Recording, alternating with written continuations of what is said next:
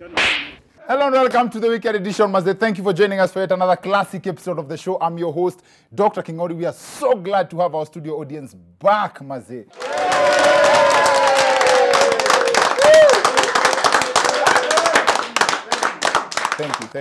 Thank you, Maze. Asanteni sana, na also asante sana kwa watu wa Kakamega for helping us start this episode with a bang.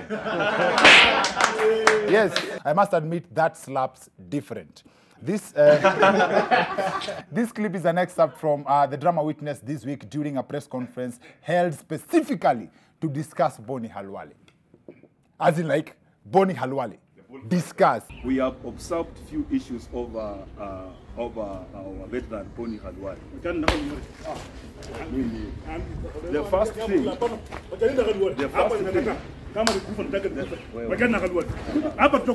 Did you notice the contradiction? Do you notice the contradiction? Kwa wale wamewatch hiyo video, huyu jamaa angekuwa anataka kukufa, angepigana hiyo kofi alafu asimame hapo. It's interesting that the angel of death was here to fight for Halwale. Na Halwale ni mtu tunajua anaweza kujipigania. Now, for a moment, for a moment, I was convinced that the bullfighter's fighter was brave until I watched this part of the video. Siko peke yangu, weekly vita vijana wakuje. That right there answers so many questions. Kumbe si ati hakuna kazi vijana wanaweza fanya Kenya hii Maze. Hii ina show vile kwa politicians kuvuruga ndio kazi vijana, ina show wao kwao. Kuvuruga ndio kazi vijana wana deserve. And this is not an isolated incident. Kimilili MP Didimas Baraza is also on record giving the same job offer at a different event sometime back. Sitakubali mtu yote akuja aseme uongo, na akisema uongo nitaangalia vijana wataandika viboko kabisa. Hiyo ndio kazi vijana wanakuanga readily offered. So if you ever wondered what the role of the youth in politics is, there you have it. Or maybe that's what they mean when they talk of creating a million jobs. Hiyo ni kazi unaweza ita watu 500,000 at the same time. This has been a high voltage week. The president also elicited mixed reactions after he urged Kenyans not to elect a thug who would destroy the legacy that he and President Kibaki have built. What the president said is common sense, but immediately he said that I knew there would be some reactions from anyone running for office. But sijasikia Nixon Kukuba akiongea. Sijasikia Ruben Kigame akicomplain. Kwani hawajishuku? Hawaamini wao ndio wanaweza kwa wale wezi wanaongelewa. Now the president's statement has been interpreted differently. Haters have said that Kenyans need to brace themselves for tougher times ahead if there is someone who can outsteal the thieves in the current government. Here's the president himself giving a scorecard and confirming that our current thieves are performing at 2 billion shillings per day. President Uhuru Kenyatta said during radio interviews yesterday the people in his government are stealing 2 billion shillings daily. Besha iria amwe mayete iria turageria gucokereria mayete na project cigana ona ni ndigutitha gicigweta gukuri cikiyete bilioni cigana. So the president anajua tukiibiwa more than tunaibiwa sai, we will have no country. Some analysts suspect that that statement was directed at his deputy president William Ruto because of the alleged differences between them. The deputy president on his side has also said some things during his rallies that analysts suspect are directed at the president. Kule bunge ni hawa wabunge wawili, huyu Sultan wenu na huyu Oloitiptip, ndio walisimama wakasema hawatapitisha mambo ya BBI kwa sababu inadhulumu watu wa Lamu, inapunguza pesa ya watu wa Lamu. Wale wengine wote walinunuliwa wakapatiwa mandazi na peremende, wakauza haki ya watu wa Lamu.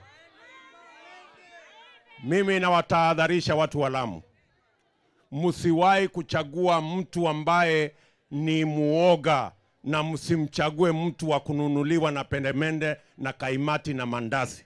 But then again, how believable are these assumptions considering that these is the two of them when they met a few weeks ago at the Mashujaa Day celebrations?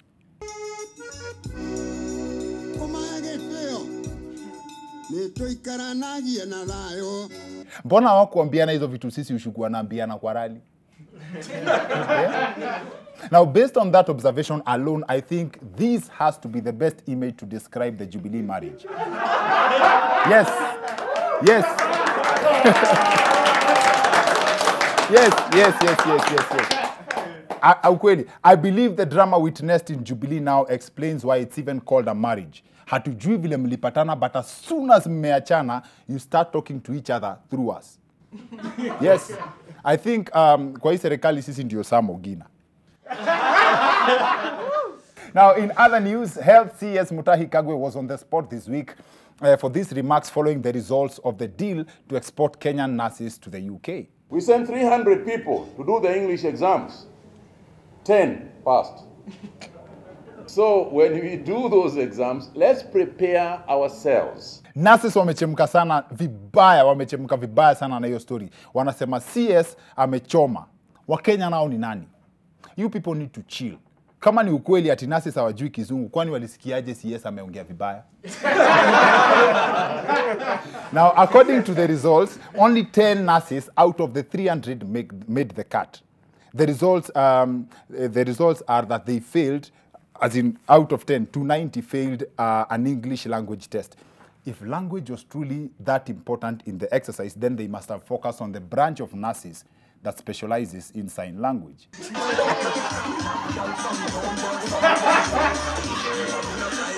How many nurses hawaja graduate? So let's split the difference up. Let's get the difference. Now, I wanted to be very petty and defend the nurses against the allegations that they don't know English, and then I remembered Ata Mlamwa is a nurse.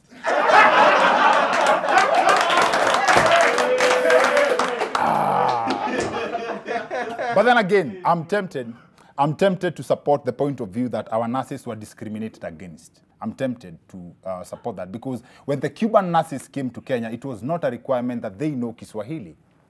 But when we think about the context of nurses, there's a very big difference between English and Kiswahili.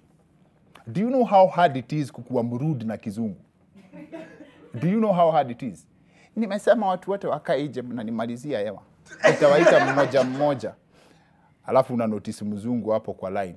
Anakuambia, "Excuse me, could you repeat that in English?" Ah, so you can sit there if you want. Anyway, we have a great show lined up for you. Many of you know our guest for this episode as the man responsible for the viral video of Mukisa Kitui.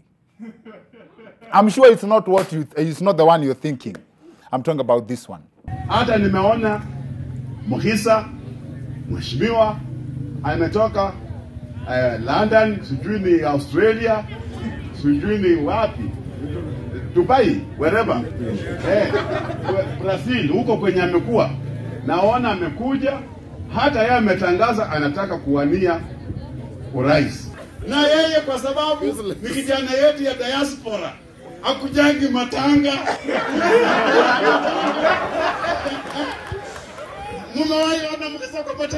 Our guest is a bishop but also a prophet because shortly after your video vile Mukisa endangi matanga, Mukisa akajipata kwa matanga. Anyway, that video is besides the point. Our guest is a very passionate leader. You should see vile amekuwa kidefend his party leader kwa ground, literally. Kama wewe utaki Musalia, si usimame sisi tukuunge mkono. Useme Musalia hawezi, lakini mimi nitaweza. Sasa wewe hutaweza. Na sisi utaki tuunge Musalia. Unataka nani? Bwana Joe.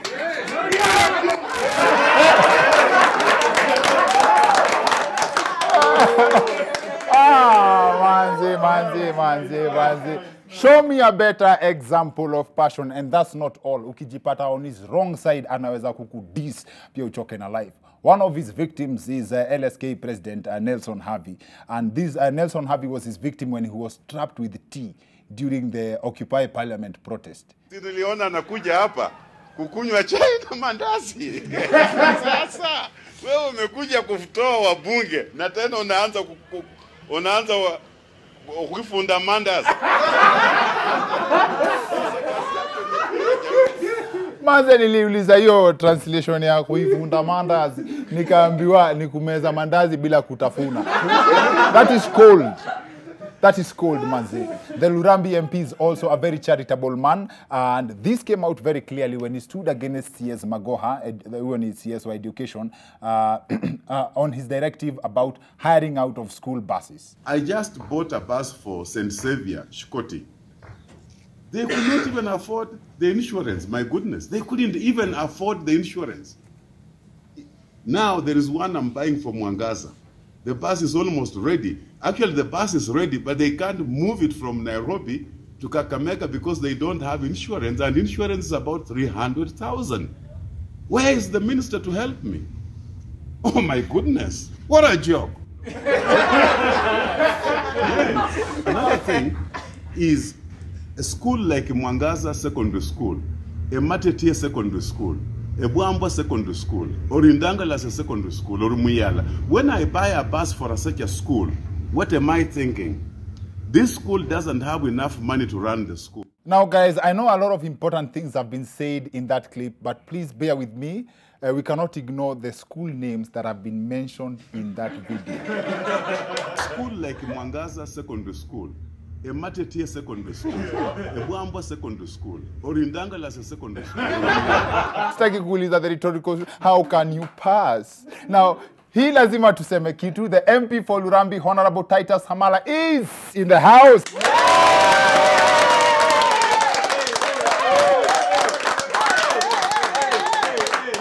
Sawa. He joins us on the other end of this short commercial break. See you guys in a bit. Asante sana maze, welcome back to the Weekend Edition. I'm Dr. Kingori, show nzito kama kawaida. I'm so glad we have our audience back. And our guest for this episode, pia ni MP, Member of Parliament for Lurambi, MP Good Vibes, Bishop is in the house. Wapi makofi yake? Thank you. Asante sana. Bishop, nimehang nikikuintroduce jua nimepata idea. Yes. Nikajiambia you have so many ways ya ku make it in this country. Unajua siku moja unaweza amka useme the vice president wa US is my wife. Unajua hata anaitwa Kamala. Kamala Harris. Oh, ni Kamala. Yes, Kamala Harris. Vice President Kamala Harris. Yes. Karibu sana. Thank you. Tuko na maswali mob sana. There was a lot of watu walikuwa naniulizia, oh, do you know her? Nini simjui. Sio mimi wa kwanza? No, simjui. Sio wewe wa kwanza. There was a lot of things that were trending. You know, I was a student, a Bible student in the US, huko nyuma. So people were thinking, labda huko nyuma nili mtu mwenye niliweka huko.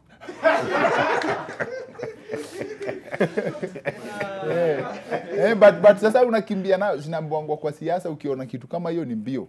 Unaenda hapo kwa Kamala. Ni Kamala. Unasema, hey babe, how's the government doing? I don't think so. Iwezi kuwa. Karibu sana. Asante. After the viral clip ya Mukisa, have you talked to him? Mukisa, you know, Mukisa alienda kwa Citizen TV. Yes. Ya Jeff Kenange. Na wakanene Jeff, I think alileta. Jeff alimwambia, you know what? It's alleged that you've lost ground at home. And listen to this. So wakaweka hiyo clip. Yes, you know, Mukisa endange matanga, the way nilikuwa naongea. Yes. So akasema kwamba mtu ambaye kwa na mind ya village, mimi ni mtu wa village, mimi ni mtu ambaye naamini tu maendeleo ama sera ni matanga, vitu kama hizo. So I got grieved as a bishop. Na nikaenda kupiga magoti mahali, nikalia. Yes. Kwa nini huyu mtu anitukane, mtumishi wa Mungu kama mimi? And I could take long. So, I could take long. Akakuwa from Mukisa to Adam. Sasa maneno ikatokea. But again, nilimsikia akiongea kama ameenda matanga, na nikasema Mukisa ni mtoto wetu. Sasa ameanza kwenda matanga. Hata niliona amepanga vijana wakikula kitu kidogo kwa vijana, which is okay. Unlike wale ambao wanataka kutumia vijana kwa fujo, which we don't support that. So, sijakutana na Mukisa, but aliniongelea kwa TV, akaniita. Hamjai kutana? Hatujakutana. Ni rafiki yangu. Okay. He is my friend, but we will meet.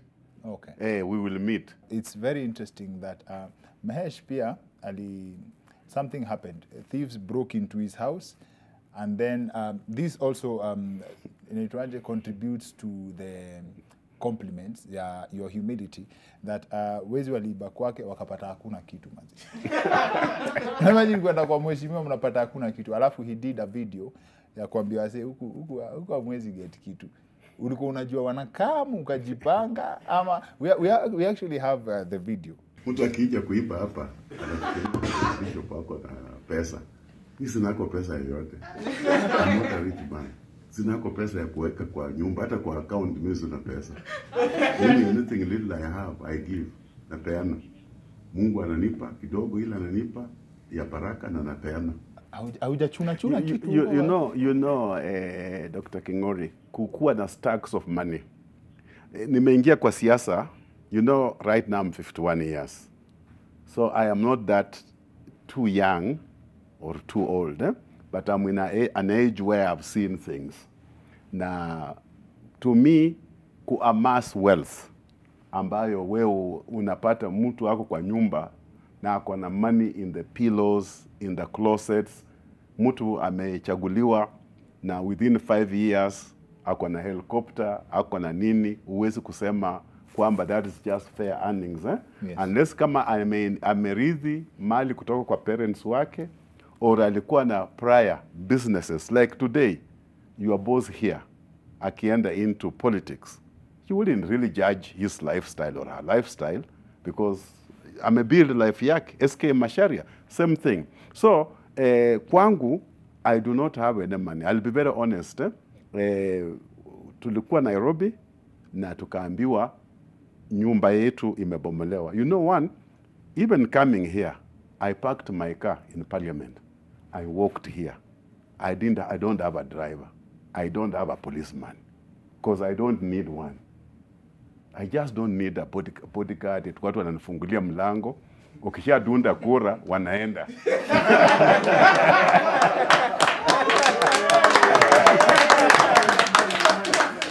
Hata hiyo boma haina security.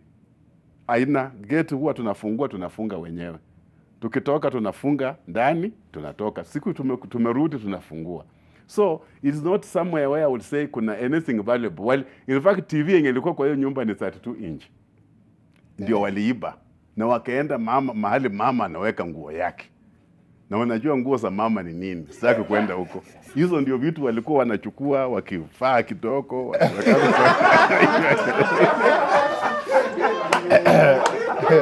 Yeah. So it's for true. It is not for a show. They broke, walikata grill. Na unajua saa hii tunaelekea msimu wa siasa. So there is this thinking that politicians wameweka pesa ya campaign kwa nyu. There is nothing. So campaigning na pesa? Kuna ile kidogo is parliament pays me. Yes. Mshahara. Yes. The church has been paying me through our main mission in the US. They've been paying me so that nisukule pesa ya miradi ya kanisa. You know the mistake you make is to employ somebody na humlipi. Wamo na employ mtu kwa M-Pesa, yes, na humlipi adequate money na wanataka tu to keep the float. You know? The float will not be there. Yes. So, ile pesa kidogo yenye niko nayo ndio mimi huwa ninatumia kusaidia wananchi wale ambao wana mahitaji because the needs are many. Na mimi niko na constituents, ukisikia Lurambi, it means the entire of Kakamega town and rural. Yes. So the population is very high. Yes. Matanga, wagonjwa, school fees, vitu mingi, njaa, wale ambao wamefungiwa mlango ya rent, nini. Even I'm tempted, mtu anakuja anakuambia nimefungiwa nyumba. You have to, kwa sababu huwezi mwambia, sio mimi sio bwana mwenye nilikuweka kwa hiyo nyumba, you know? You are tempted. You are tempted kwa sababu anakuweka pressure, anasema, mweshi fanya kitu bwana, si nimefungiwa nyumba. Say like, hey, just omba na amani, usiombe na fujo. Kwa sababu, yeah, so, ile kidogo ninapata, I help where I can, but I do not have these bundles of money. Okay. I do not. If you were to sort people's problem, badala ya kulipia watu rent kila time, as an MP, kuna vitu unaweza fanya ndio make sure huyu jamaa asikose rent next month? Absolutely. You see, one of the problems ambayo tuko nayo katika nchi hii, na tunataka tuwe na government, and that's why nitakuja kwa lile swali la One Kenya Alliance. Yes. We would want to have a country ambayo inaweza kuaddress the issue of Kenya Revenue Authority. You see, Kenya Revenue Authority imenyonga watu so much, no businessman wants to invest in Kenya. They would rather go to Rwanda or go to Tanzania or go to other neighboring country. I, as a person, I can't have a solution for 200,000 people in Kakamega. I, as a person, what I can do in Kakamega ni kutafuta an investor, and I'm really working so hard. There is even one guy I'm talking to about sunflower. Now that miwa imeleta noma. Je, tunaweza panda sunflower and make our oil ya kupika instead of importing mafuta from Tanzania. We can make it because we can grow sunflower in Kakamega. But you see, when an investor comes here, one, anapata tu ile ushuru nitakana alipe. Ile bureaucracy ambayo iko. Ile mambo ya cuts and 10% and all these things that somebody has to go through to set up a business in Kenya. Somebody anawacha, anaondoka, anaenda to a neighboring country. So for us to address this thing properly, lazima next year we must have a country that will repeal what I call the tax code of Kenya, na to make a KRA to be friendly to business people. Just like Mama Suluhu of Tanzania said, akasema, let us not stifle and just suffocate the few taxpayers that we have, but can we open up and net more? Okay. So, as a person, I would want to do something, but for us to do something well in Kenya, Systemic. the system has to change the way they do their things, and then the MP can say, can I fly to India to go look for an investor? And even before you go to India, I have my friend, he's called Kalpesh Patel, ni Muhindi, ako in Kakamega. He once tried to set up just a small factory kidogo ya kutengeneza misumari, nails. Watu wa NEMA, si watu wa KRA, si watu walikula hii misumari yote wakafanya nini? Interesting. Yeah. So basically what you're saying is you're confirming something that a few people have said on this set, that Kenyans are poor by design. Absolutely. But this one will be one of the best business destination for any investor. Kwanza mtu wa Msomali mazee, watu wa Kakamega wangekuwa wanadunga. So you see, look at Kakamega, Dr. Kingori, look at Kakamega with all the rains we have, with the good soils that we have, with all the great people we have in Kakamega, great brains, great young girls and boys ready to work. The only factor we have is Superloaf. As a bishop and a politician, these are two constructing personalities in terms of the perception people have of who a politician is, who a church leader is. How do you balance between preaching and lying? Yeah, you know, that's a good one. You know, mambo ya politics and governance, Yes. it began in the Bible. So, in terms of mimi kubalance siasa na kanisa, I've never found it a problem. Hata Nehemiah, when he was rebuilding the walls of Jerusalem, alikuwa na mawe anajenga na panga kwa mkono ingine to fend off the enemy. So that does not mean that I'm supposed to kukata watu kwa siasa hapana. It just means that I can stand up and defend myself. Okay. So if I was coming here, I have no bodyguard. Somebody attacks me on the road, hapa Kimathi. So anaanza kunipiga. So I should just kneel and begin to call on Jesus because I'm a bishop. So hata wewe hapa unajitambua. Nitamweka chini. In the name of Jesus, kama nimemkalia. Unanyonga mtu in the name of Jesus.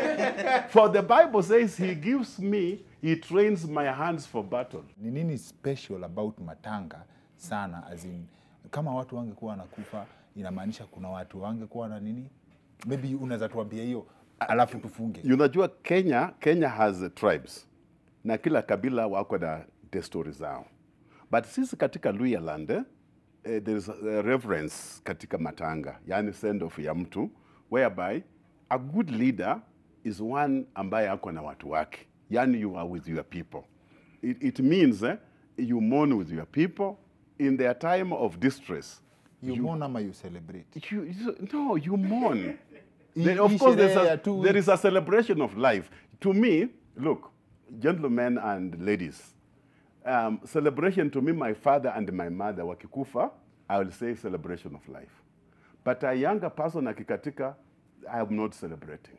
Because I would pray that a younger person aishi maisha marefu, accomplish mipango yake. So, mourning to me, I would say, when people are mourning, you go there as a leader, unawachangia kidogo, unawasaidia, unasimama na wao. Hiyo ndio desturi yetu kama Waluya. Okay? But now, ukiwa na an elitist, that's where I differed with Dr. Mkhisa. Dr. Mkhisa is a brain. He's a very brilliant man. I'm telling you the truth. Very bright. But I differ with him because when you are too elitist, you disconnect yourself from the ordinary people. So, story na matanga is, are you connecting with your people? Okay. Are you with them? Okay. Are you in the village with them? Yes. Or you are too elitist who's just thinking that if I'm elected, I have to make this policy, I have to bring this bill in parliament. Hey, these people who elected you may not be thinking about how many bills you'll bring in parliament, but how often you are with them, ukikula hiyo kidheri na wao kwa matanga. Make sure you are with the people. That's the message, right? That's the message. Kwa matanga.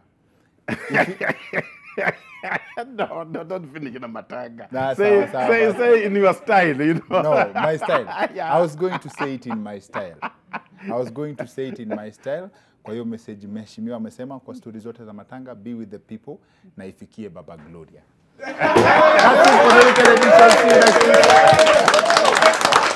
it for the weekend edition. See you next week. My name is Dr. Kingori.